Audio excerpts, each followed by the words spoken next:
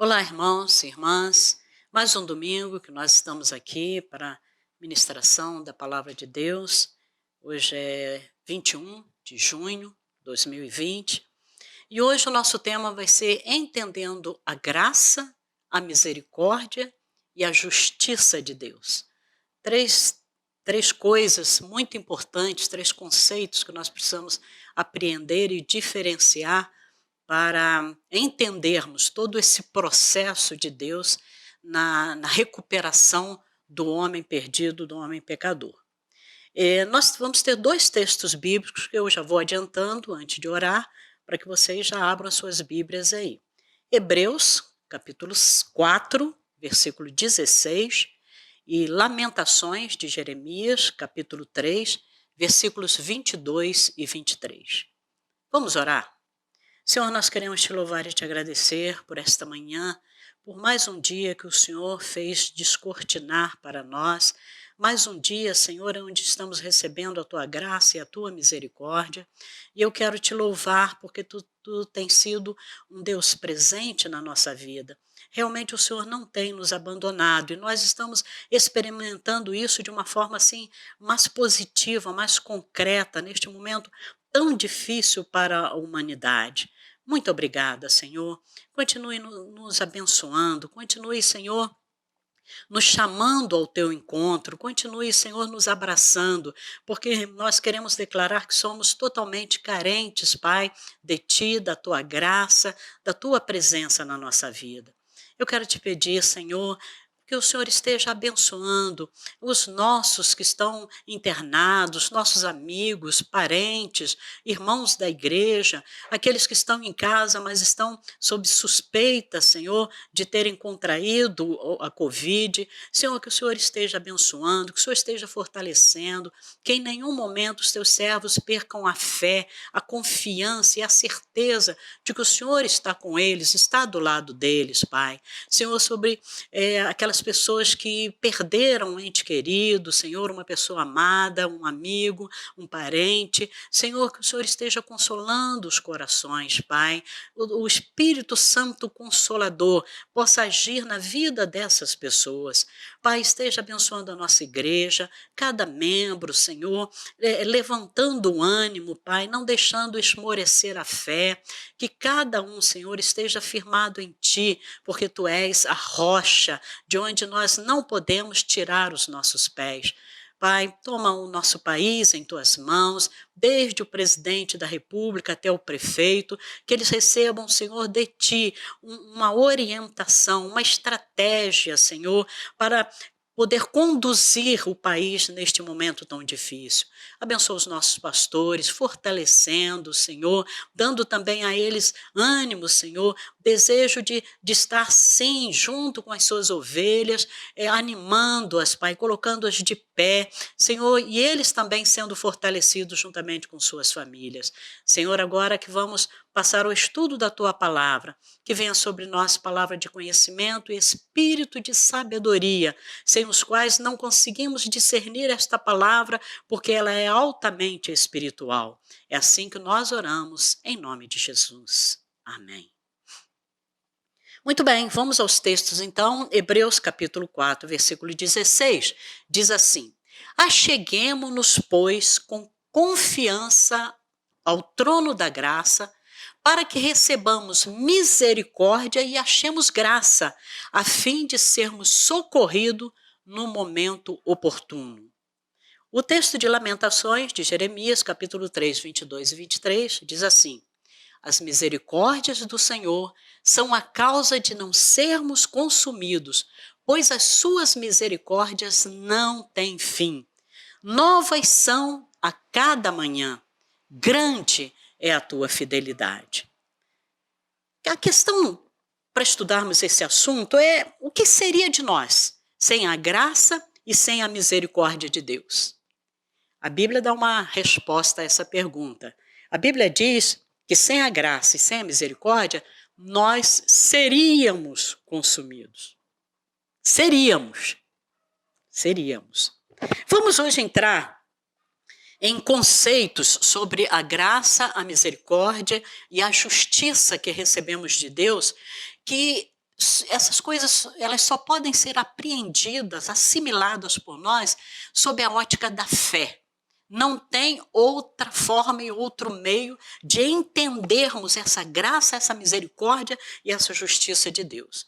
Eu tenho plena convicção que nenhum de nós podemos, assim, academicamente, pelo nosso intelecto, pelos conhecimentos que a gente já conseguiu amealhar, entender a parábola que está em Mateus 20, de 1 a 15.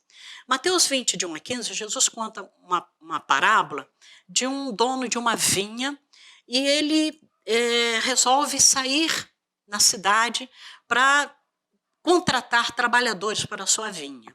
Então ele sai 6 horas da manhã, a Bíblia diz que ele saiu de madrugada, no horário judaico seria 6 horas da manhã, e ele contratou uns homens que estavam lá na praça e falou: olha, vocês querem trabalhar na minha vinha? Eu vou pagar para vocês 1 denário por dia de trabalho. Ah, sim, nós vamos. Eles foram para a vinha trabalhar.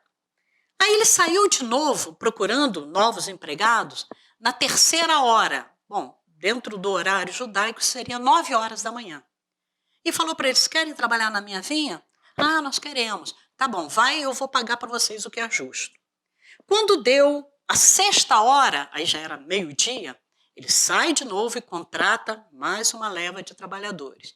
E fez isso de novo na 9ª hora, que seria 3 horas da tarde, e fez isso na 1ª hora, que seria 5 horas da tarde, para uma jornada de trabalho que começaria às 6 da manhã e terminaria às 6 da tarde. Muito bem. Ele fez esse contrato, né, chamou essas pessoas, e o trabalhador convidado para o serviço, já quase no término da jornada, diz a parábola de Jesus, recebeu o mesmo 1 denário daquele que começou às 6 horas da manhã do dia. Aí a gente fica pensando assim: isso não pode, isso é inconcebível. E por esta razão que a graça e a misericórdia e a justiça de Deus só podem ser entendidas e aceitas pela fé. Se a gente não tentar olhar na ótica da fé, nós não conseguimos entender essa parábola como sendo uma coisa justa. Então vamos entender primeiro a diferença que existe entre graça e a misericórdia. Muitas pessoas, quando a gente fala nisso, né, pensa que graça e misericórdia, elas são sinônimas, elas são a mesma coisa, elas têm o mesmo significado.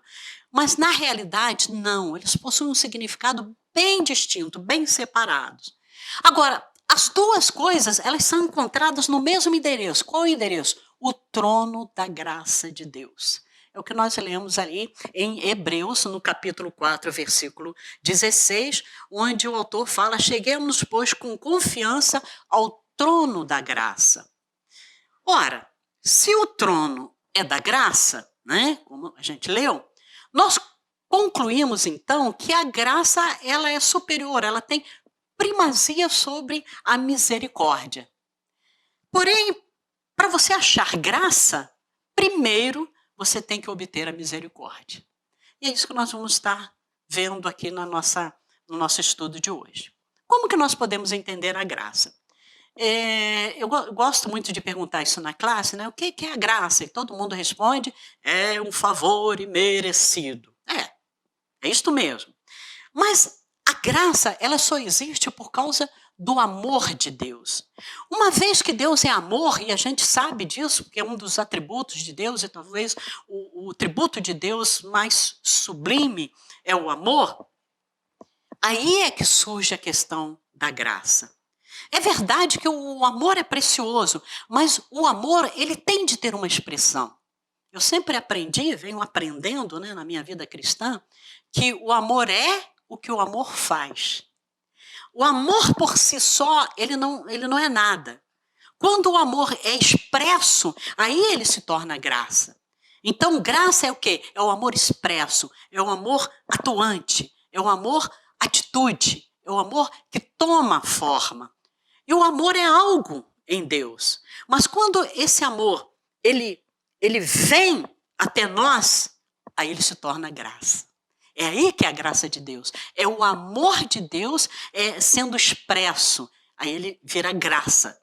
Se eu falar assim, Deus é amor, né?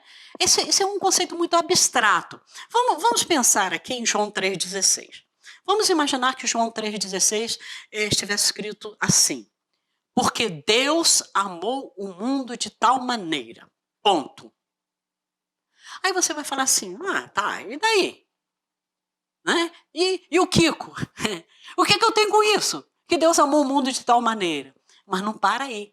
A palavra diz assim, porque Deus amou o mundo de tal maneira que deu o seu Filho unigênito. Entenderam agora a expressão do amor?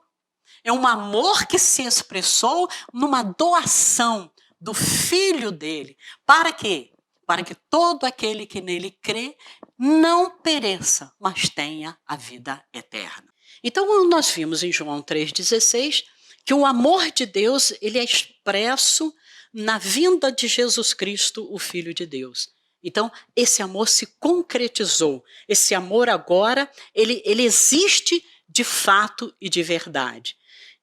Mas nós agradecemos ao Senhor porque, embora o amor seja algo abstrato, quando se fala só no amor, com Deus, como nós vimos em João 3,16, ele é imediatamente transformado em algo concreto. Deus amou e enviou o seu Filho.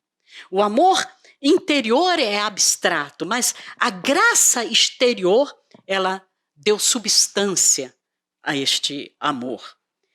A Bíblia diz em Isaías 49:15, Deus falando, para Isaías falando para o povo, pode uma mulher esquecer-se do filho que ainda mama, de modo que não se compadeça do filho de seu ventre? Mas, ainda que esta se esquecesse, eu, todavia, não me esquecerei de ti. Deus está dizendo aqui que ele não pode se esquecer de nós.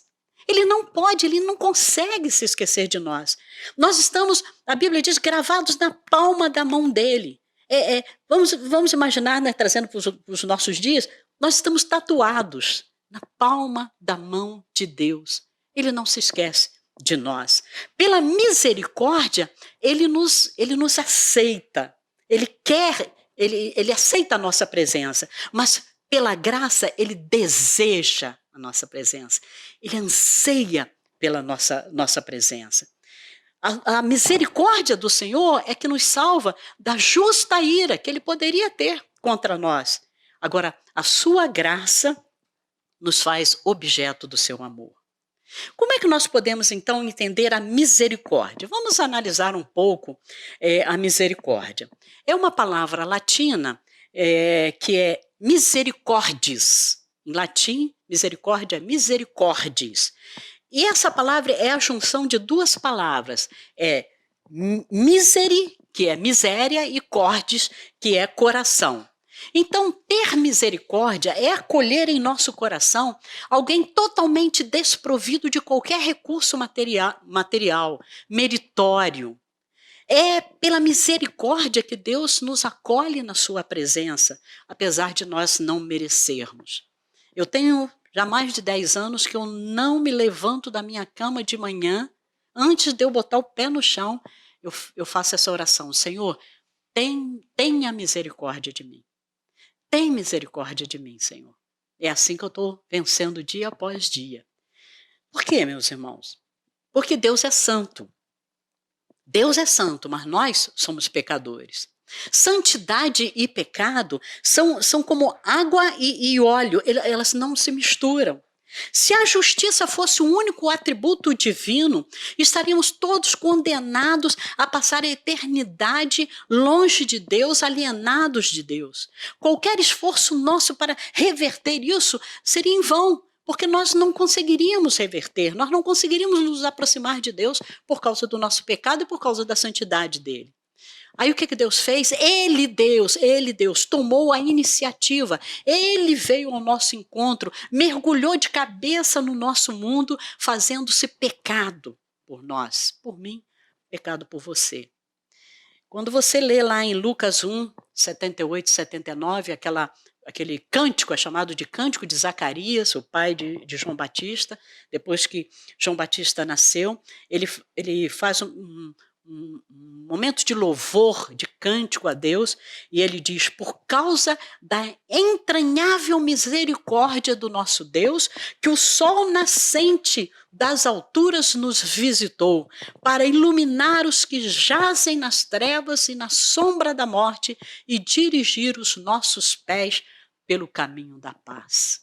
Então ele reconhece essa misericórdia de Deus que estava fazendo com que o sol nascente das alturas viesse visitar o povo de Israel naquele momento. Vamos pensar como a graça e a misericórdia trabalham a nosso favor. Vamos nos lembrar da parábola do filho pródigo, está lá em Lucas 15, de 11 a 24. Quando o pai ele é abordado pelo filho, o filho chega para o pai, o tal do pródigo, e fala: pai, eu quero a minha parte da herança, porque eu quero viver a minha vida e eu quero sumir daqui desse lugar. O pai, com muita tristeza, separa lá a quantia que entendeu que era devida a esse filho, dá para ele e ele some na vida, some no mundo. Nunca mais quer saber da família, nunca mais dá notícia, e o pai fica ali com aquele coração dele dolorido. Até que ele se dá mal, porque amigo foi enquanto ele teve dinheiro. Quando o dinheiro acabou, ele perdeu os amigos, ele perdeu o lugar de dormir, ele perdeu o lugar de comer, ele não tinha dinheiro para comer, e ele acabou indo tratar dos porcos, diz a parábola, e comia do que os porcos comiam. Até que um dia ele falou: não, eu vou mudar essa situação, eu vou voltar para casa, eu vou procurar o meu pai e vou dizer para ele: pai, pequei contra ti, já não sou digno de ser chamado seu filho. E ele ensaia isto muitas vezes enquanto está caminhando para ir para casa. Quando o pai, entenda isso, quando o pai recebe esse filho de braços abertos, a Bíblia diz que o pai olhando lá no caminho, talvez o pai fizesse isso todo dia, né? Ele viu o filho vindo, o seu coração se alegra, ele corre ao encontro do filho e ele abraça esse filho. Quando o pai abraça o filho, não acusa ele de nada, não cobra nada. Filho ingrato, você me abandonou. Não, o pai não fala nada, o pai o abraça. Isso é misericórdia. Esse pai estava agindo com misericórdia. Mas quando o pai não para nisso e fala para os empregados: tragam uma roupa nova para ele, coloca um anel no dedo dele, troca as sandálias, coloca uma sandália nova nos pés dele e vamos fazer uma festa, isto é graça. Entenderam? Graça e misericórdia nessa parábola. Então, da mesma forma que esse pródigo da parábola, todos nós desperdiçamos o maior de todos os dons, que é a vida. Deus nos deu a vida. E nós, por causa do pecado, falamos assim para Deus: eu não te quero, eu não preciso de ti, eu vou viver a minha vida, eu vou fazer o que me der vontade de fazer. Por isso, todos nós igualmente contraímos uma dívida com o nosso Criador. E é essa dívida que nós temos, que nós chamamos de pecado. Jamais nós teríamos condição de pagar essa dívida, não dá. Lembra que eu falei da água e do óleo, a santidade e o pecado? Nós não temos como pagar essa dívida. Aí, o que Deus fez? Deus pagou, enviando o seu único filho para morrer no nosso lugar. Sabe o que é isso? Misericórdia. Isso é misericórdia. Nosso débito foi totalmente quitado. Mas Deus não parou aí. Deus fez mais.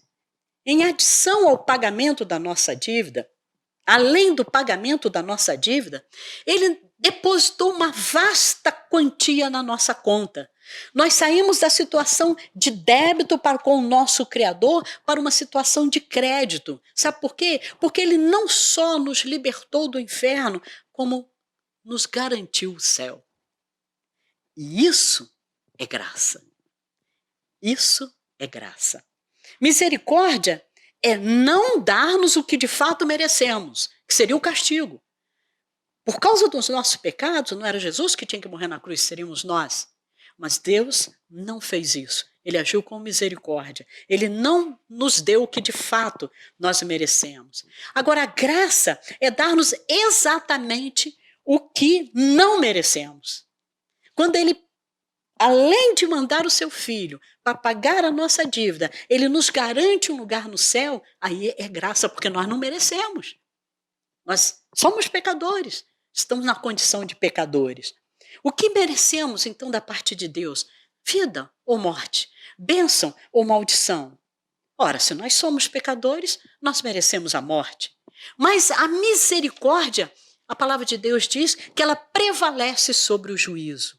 Em vez da ira de Deus, nós recebemos o amor de Deus. Em vez da morte na cruz pelos pecados, nós recebemos vida eterna.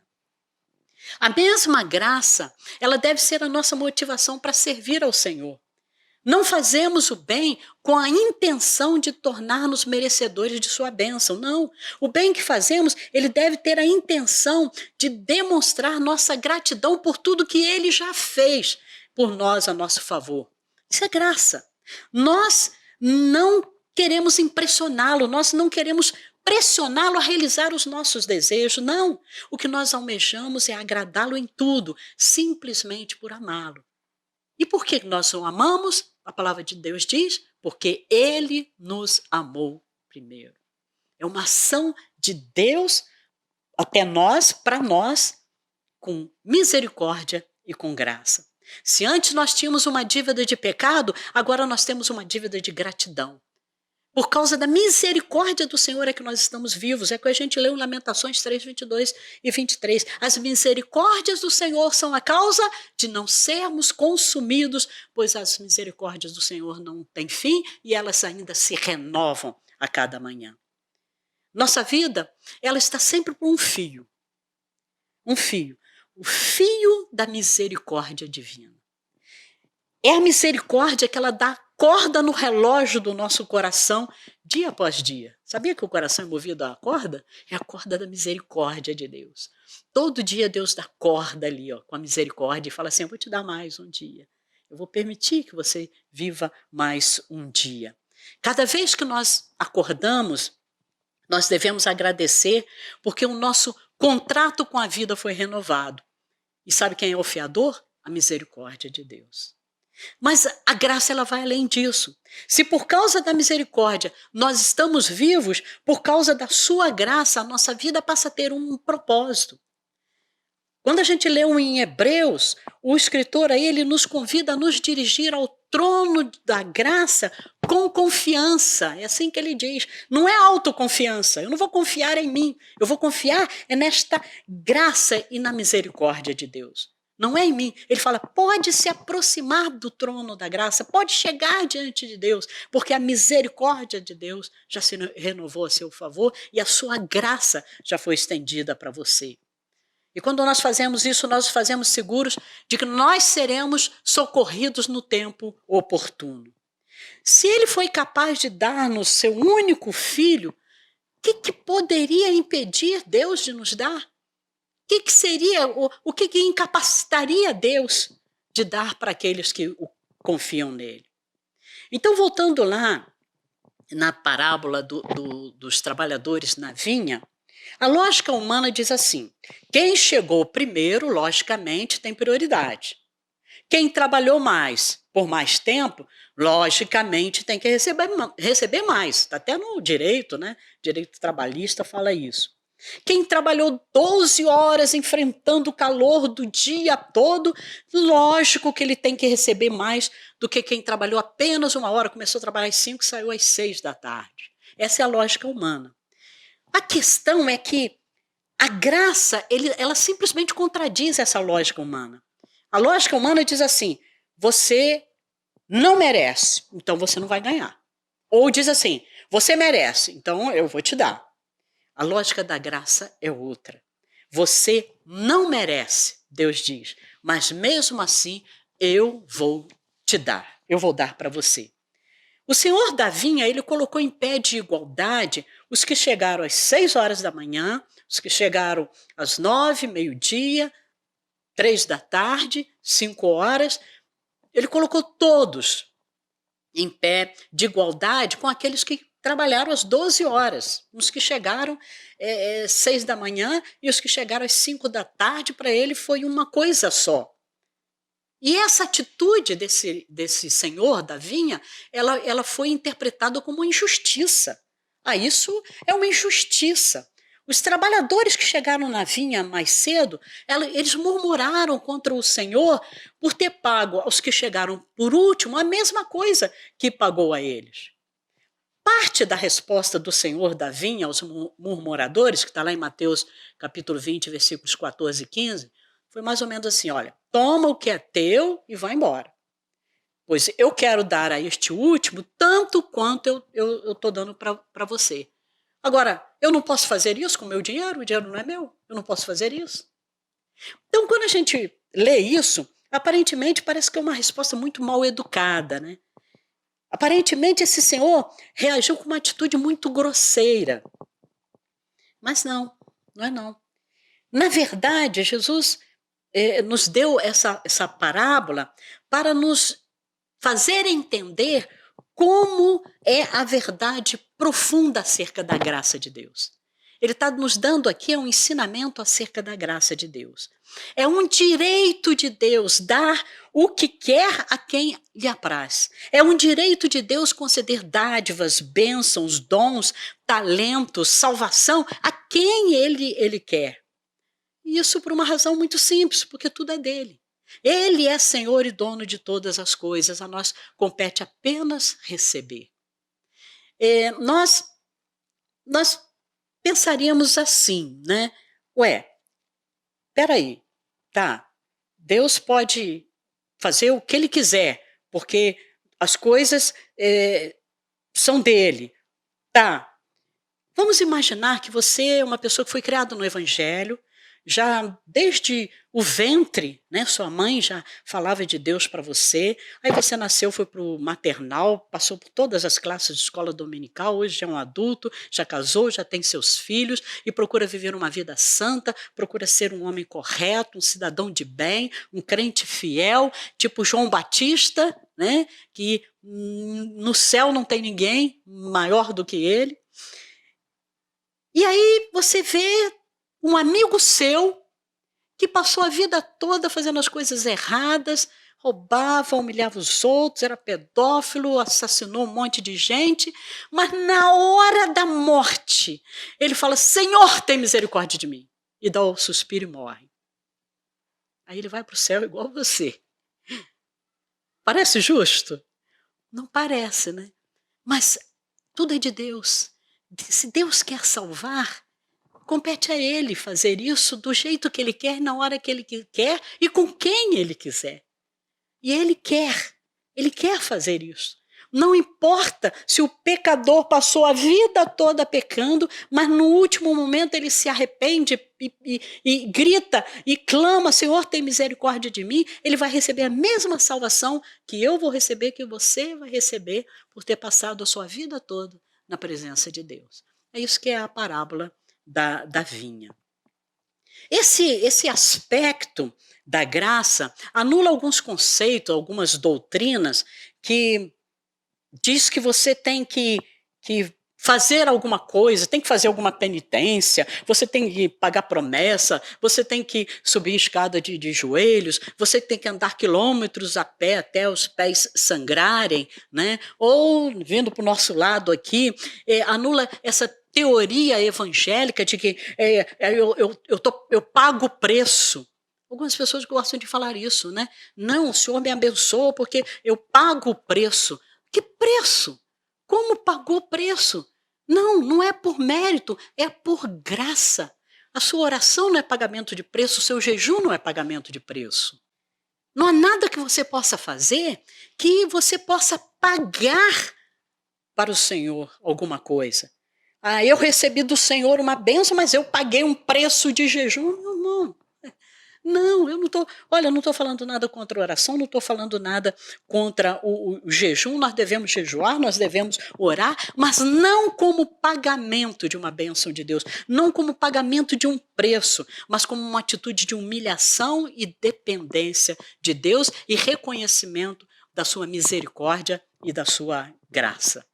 Para terminar sobre graça e misericórdia, vamos resumir da seguinte forma: quando recebemos o que merecemos, nós temos a justiça. Você recebeu o que você mereceu, então você tem a justiça. Quando não recebemos aquilo que merecemos, que seria o castigo pelos nossos pecados, mas nós não recebemos o castigo, aí nós temos a misericórdia. Quando recebemos o que não merecemos, aí nós temos a graça.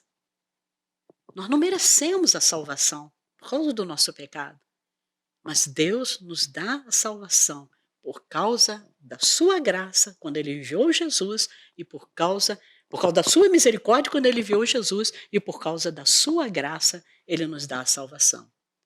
O mais interessante é que uma coisa depende da outra. Misericórdia, a graça depende da misericórdia, a misericórdia depende da graça. Porque qual seria o propósito da graça se Deus, se nós já fôssemos merecedores da vida eterna, por exemplo? Então não teria nenhum sentido a graça de Deus, né? Então, a misericórdia depende da graça e a graça da misericórdia. Portanto, sendo nós devedores, o justo seria que Deus cobrasse de nós e não do seu filho Jesus.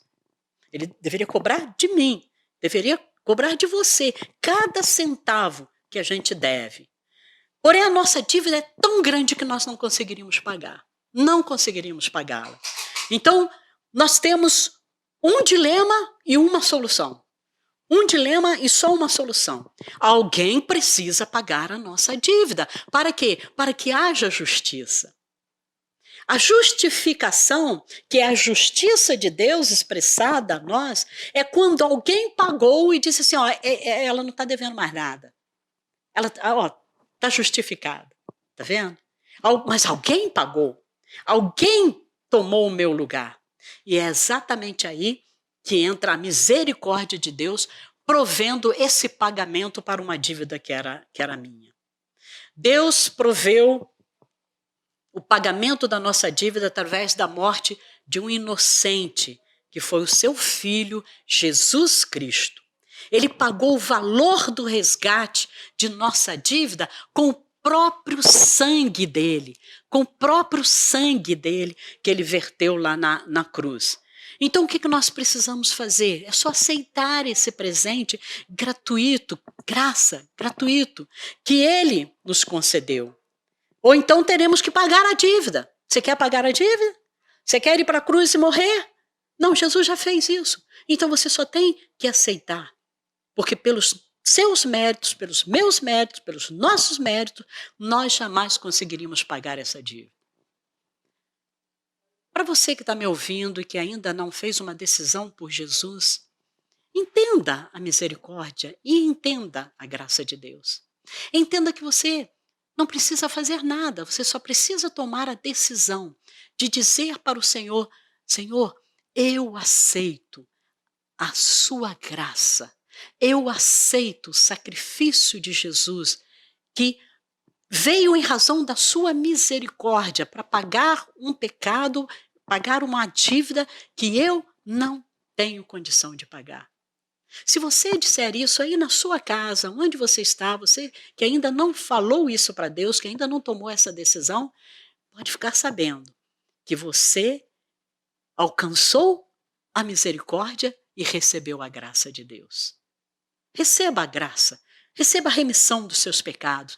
Aceite a misericórdia de Deus. Aceite a justiça de Deus. Porque não há maior amor que o amor de Deus por você, representado através de Jesus e na morte dele na cruz. Amém? Que Deus te abençoe. Que você entenda isso. A misericórdia, a graça e a justiça de Deus que estão presentes e agem a nosso favor. Não é contra nós, é a nosso favor. Vamos orar? Senhor, nós te louvamos, glorificamos e exaltamos o teu nome por esse tempo que passamos aqui meditando na tua palavra. Senhor, que a tua palavra encontre coração, Senhor, encontre corações hoje que estejam abertos, Pai, para entender a tua misericórdia, a tua graça e a tua justiça, Senhor. A tua justiça representada, Senhor, através do que Jesus fez por nós, pagando a nossa dívida. Por causa da nossa dívida paga, nós somos justificados, não por nós. Nós não teríamos como, Senhor, pagar a dívida do nosso pecado. Mas o Senhor providenciou isto por causa da sua misericórdia e da sua graça. Muito obrigada, Jesus. Toca nos corações de todos que estão ouvindo esta palavra nesta manhã, Senhor. Que as pessoas entendam que não há salvação sem Jesus. Não há salvação sem aceitar e entender esse propósito de Deus, esse amor de Deus, esse amor grande de Deus por nós, por toda a humanidade. É assim que nós oramos, agradecidos, em nome de Jesus. Amém.